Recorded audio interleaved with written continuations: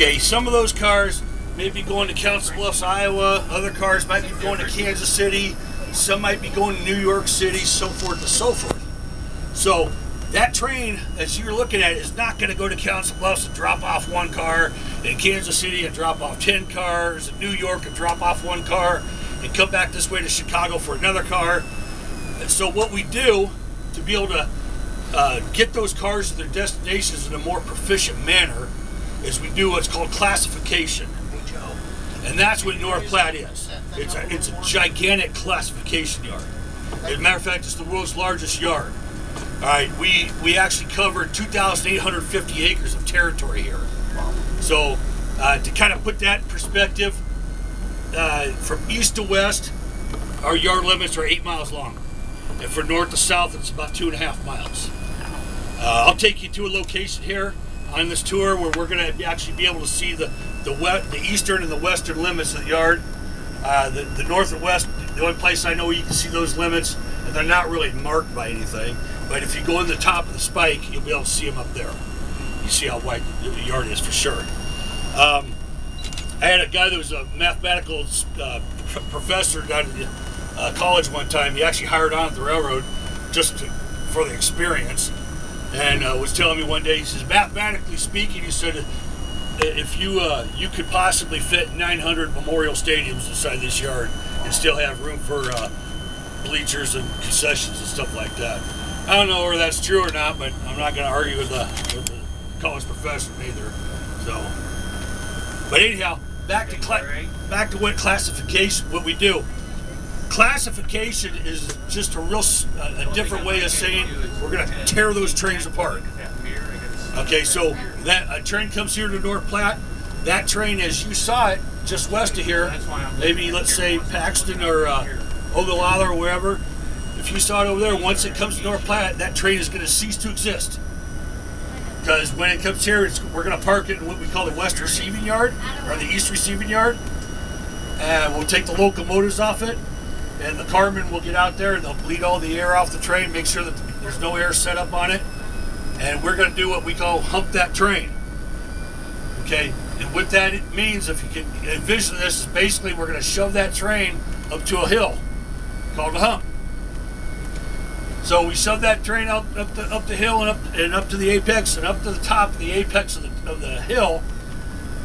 These cars will get what we call a neutral state, where that means there's nothing pulling on them, there's nothing shoving them together.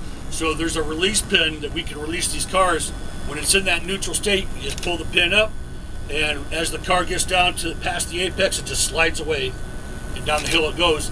And then that's where Mother Nature and gravity take over.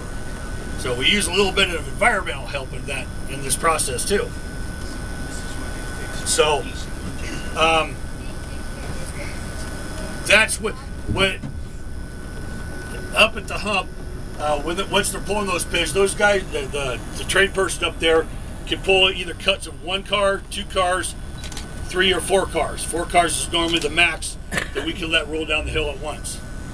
Now, yes, sir. Yes, you can take pictures. Yep, help yourself. So, as those cars go down the hill and gravity's takes a hold of them, well, where do these cars go? That's right there. They go in what we call a bowl, the bowl tracks. And the best way I can describe what these bowl tracks are like, imagine a tree laying down, and you got the main trunk. That's where the cars be coming up with a hump. And as it goes down, the hill, that trunk branches out into 2 tracks. Then each one of those branches out into 2 more tracks, and it just starts moving out exponentially. So the one hump that we're going to get up close and personal with today, that hump has 64 tracks that those cars can go into. Now each one of those tracks is another destination. So when this track might be for Kansas City, this track might be for Dallas, Texas, this so forth and so forth. And they can change destinations as scenarios arise, as they need to. So those cars are predetermined to go into those tracks by what we call AEI tags. On the side of each car, there's a little magnetic tag that these electronic scanners pick up, and it just picks up the number of the car. and that car's ran out, it's bounced off the database in Omaha or wherever the car center's at.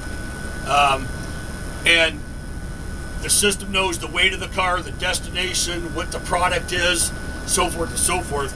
And as that car is going down the hill, we have to pay attention to one number, a constantly changing number, and that's called distance to couple. And that's a number that changes constantly. As it goes down the hill, it is picking up speed.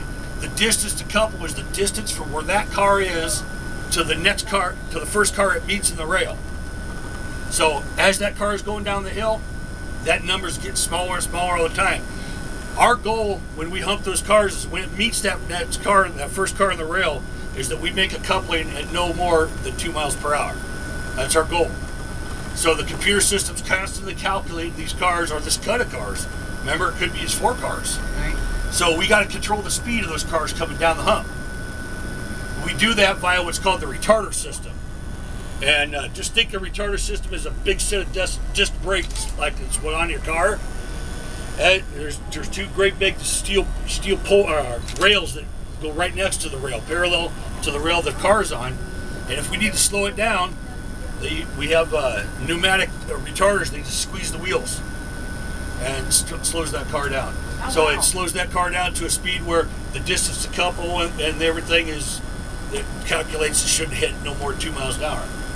Once it gets through there, if it gets too fast, we can do it one more time because we got another set of retarders we can slow it down with.